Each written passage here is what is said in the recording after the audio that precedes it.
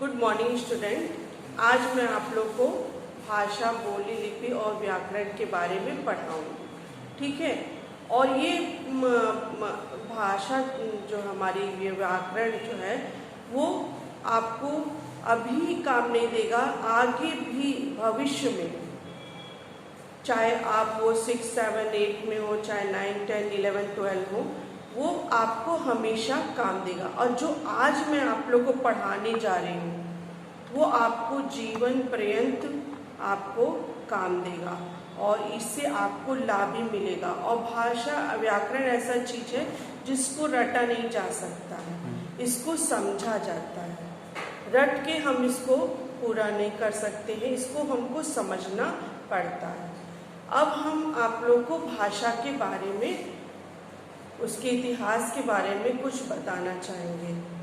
भाषा की उत्पत्ति जो है भाष्य शब्द से हुई है, और भाष्य शब्द जो है उसका अर्थ होता है कहना, बोलना या प्रकट करना। और हिंदी हमारी राष्ट्रीय भाषा है। और इसको जो है, जब हमारा देश आज़ाद हुआ सन 1947 में, उसके बाद जो है लोगों को जो सरकारी कामकाज करते थे तो वो, हमारे देश में 22 तरह की भाषाएं बोली जाती हैं, तो उन भाषाओं में वो अपने काम को नहीं कर सकते थे। क्योंकि अगर एक पंजाबी जो है बोलने वाला व्यक्ति ऑफिस में जाएगा और पंजाबी बोलेगा और पंजाबी में फॉर्म भरेगा तो उसको एक व्यक्ति नहीं समझ सकता है।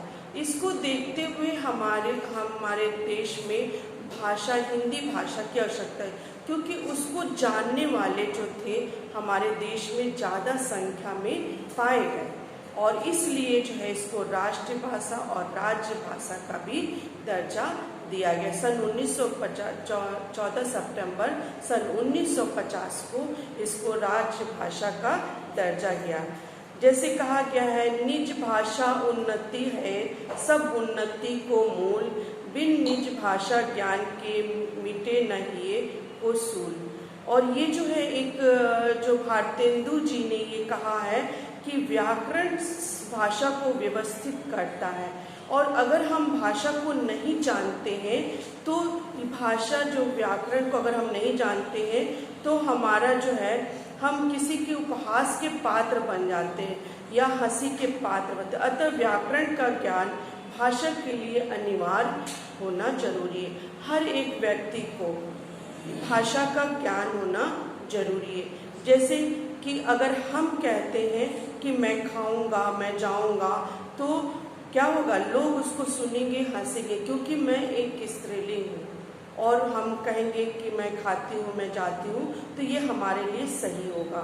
इसी तरह भाषा को जो है लोगों ने व्याकरण के जरिए ही शुद्ध रूप से बोलना और जानना सीखा। अब हम लोग देखेंगे भाषा। भाषा का, जैसे मैंने पहले बताया था कि भाषा जो है, भाष्य शब्द का अर्थ है कहना या बोलना या प्रकट करना। तो वही चीज है कि हम अपने विचारों को, अपने मन के विचारों को हम दूसरों को प्रकट करते हैं और उनके विचारों को हम जानते वही हमारा क्या है, भाषा कहलाती है। भाषा के 3 रूप होते हैं, मौखिक भाषा और लिखित भाषा और सांकेतिक भाषा। मौखिक भाषा उसे कहते हैं कि जो हम भाषा को बोल करके क्या करते हैं, प्रकट करते हैं। जैसे हम फोन पे जब बात करते हैं तो हम इधर से बात करते हैं और उधर से क्या होता है, हमको उसका आंसर मिलता है।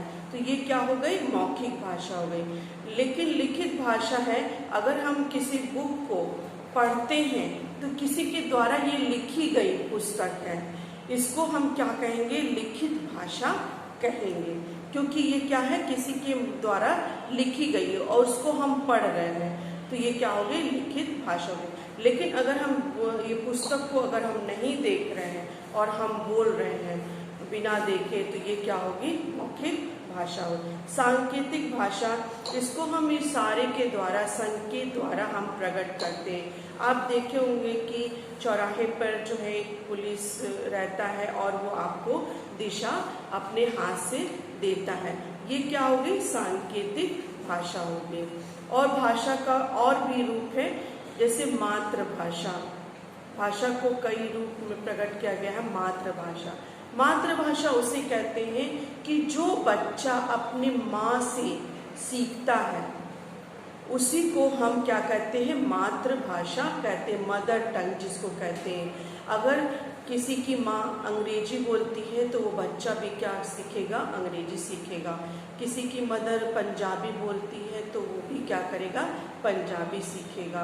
हिंदी बोलती है तो वो हिंदी सीखेगा। भोजपुरी बोलती है तो भोजपुरी। ये क्या होता है? प्रारंभिक भाषा होती है, जो उसके आसपास के लोग, जो उसकी माँ बोलती है वही भाषा वो बच्चा सीखता, उसे हम मातृभाषा कहते हैं। बोली, बोली उसे कहते हैं कि एक सीमित क्षेत्र में बोली जाती है। सीमित क्षेत्र मतलब कि जहाँ पे लोग रहते हैं, कुछ जगहों पे अलग तरह की बोली बोली जाती है, कुछ तरह पे अलग, जैसे कुछ क्षेत्र रहता है, कहीं गांव में भोजपुरी बोली जाती है तो उसे क्या कहेंगे? बोली, बोली का दर्जा उसको देंगे। कहीं पे कहते हैं जैसे आवा गवा, आ रहे हैं तो आवा गवा, तो ये वहाँ की बोली है। उस क्षेत्र में जो लोग रहते हैं उस क्षेत्र में उस बोली को बोलते हैं, उसे हम बोली कहते हैं। राजभाषा, राजभाषा जो है जिस राज्य में बोली जाती है, जैसे अनुच्छेद 343 में जो है 14 सितंबर 1949 को जो है हिंदी दिवस के रूप में हम लोग इसको राजभाषा का इसको दर्जा मिला है, जिससे हमारे कार्यालयों में जितने भी ऑफिस हैं उसमें इस राजभाषा के द्वारा इसको कामकाज किया जाता है। राष्ट्रभाषा, राष्ट्रभाषा उसे कहते हैं जो पूरे राष्ट्र में बोली जाती है। जैसे भारत की राष्ट्रभाषा हिंदी है। हिंदी जो हमारे पूरे भारत में जो है सबसे अधिक संख्या में हिंदी बोली जाती है। हिंदी को लोग जो है इसको इसीलिए इसको राष्ट्रभाषा का दर्जा दिया गया है। और कुछ भारतीय अन्य भाषाएं भी हैं जो हमारे देश में बोली जाती हैं और उनको मान्यता भी है, जैसे संस्कृत, पंजाबी, मराठी, तमिल, तेलुगु, मलयालम, कन्नड़, उर्दू, गुजराती आदि। ये सब क्या है? हमारी अन्य भारतीय भाषाएं हैं जिसको हम लोग बोलते हैं। विश्व की कुछ भाषाएं हैं जिसको हम लोग बोलते हैं, जैसे अंग्रेजी है, रूसी है, जर्मन है, फ्रेंच है आदि। ये सबको हमारी मुख्य भाषाएं हैं विश्व की, और इसको हम लोग भी इसको अपनाते हैं। जैसे आप लोग इंग्लिश मीडियम में पढ़ते हैं तो हम लोग क्या है? विदेशी भाषाओं को भी, एक लिंक लैंग्वेज को भी हम लोग पढ़ते हैं। लिपि, भाषा के लिखने के ढंग को ही हम लिपि कहते हैं। जैसे आप जब कोई भाषा सीखते हैं, चाहे वो हिंदी हो, चाहे अंग्रेजी हो, चाहे मराठी हो, चाहे पंजाबी हो, उसको हम लोग क्या करते हैं? लिखते हैं। जहाँ से हम लिखने को शुरू करते हैं वो उस लिखाई को ही हम क्या कहते हैं? लिपि कहते हैं।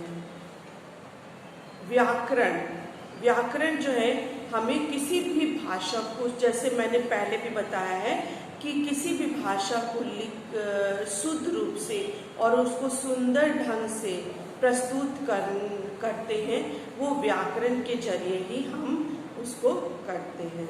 और इसके जो है 3 अंग हैं, वर्ण विचार, शब्द विचार और वाक्य विचार। जब हम व्याकरण को जब सीखते हैं तो सबसे पहले वर्ण, उसके अक्षरों को सबसे पहले हम लोग सीखते हैं। जैसे जब आप स्कूल गए होंगे तो सबसे पहले आपने क्या सीखा होगा? आ सीखा होगा, कि ये नहीं कि कल, चल, किताब, ये सब नहीं सीखा होगा। सबसे पहले आपने उन अक्षरों को बनाना सीखा होगा। सबसे पहले अ बनाना सीखा होगा, फिर आ, फिर ई, फिर बड़ी, छोटा ऊ, बड़ा ऊ, इस तरह से करके भाषा की शुरुआत, उसी को हम कहते हैं वर्ण। वर्ण मीन्स अक्षर। उसके बाद जब आपने वर्णों को सीख लिया होगा क से लेकर ज्ञ तक जब सीख लिया होगा उसके बाद, तो उसके बाद आपने देखा होगा कि एक एक शब्द बनाना सीखा होगा, जैसे कल, कल, चल, चल, इस तरह के शब्द छोटे छोटे बनाए होंगे। फिर मात्राएं लगा करके आपने शब्द बनाना सीखा, इसी को शब्द विचार कहते हैं। और शब्द जब आप बनाने लगे होंगे तो उसी के बाद हम लोग वाक्य बनाने लगेंगे, जैसे ये फूल बहुत सुंदर है, ये मैं किताब पढ़ता हूँ, और ये छोटे छोटे शब्दों को मिला करके हम लोगों ने वाक्य बनाना सीखा है। और जो है ये हमारा व्याकरण है, और इसी के जरिए और आप लोग को इसके माध्यम से हम बताना चाहते हैं कि अगर इस वीडियो को आप लोग देखेंगे और जो है अधिक से अधिक इसको देखिए, क्योंकि अगर आप अभी से भाषा के बारे में अगर अच्छे से ज्ञान कर लेंगे तो आगे को भी आप लोगों को इसमें फ़ायदा मिलेगा। और फिर मैं एक जो पहले मैंने बताया था आप लोगों को, एक निज भाषा उन्नति है सब उन्नति को मूल, बिनु निज भाषा ज्ञान के मिटे नहीं ये को सूल। और जो है बिना भाषा के कोई भी ज्ञान अधूरा है। धन्यवाद।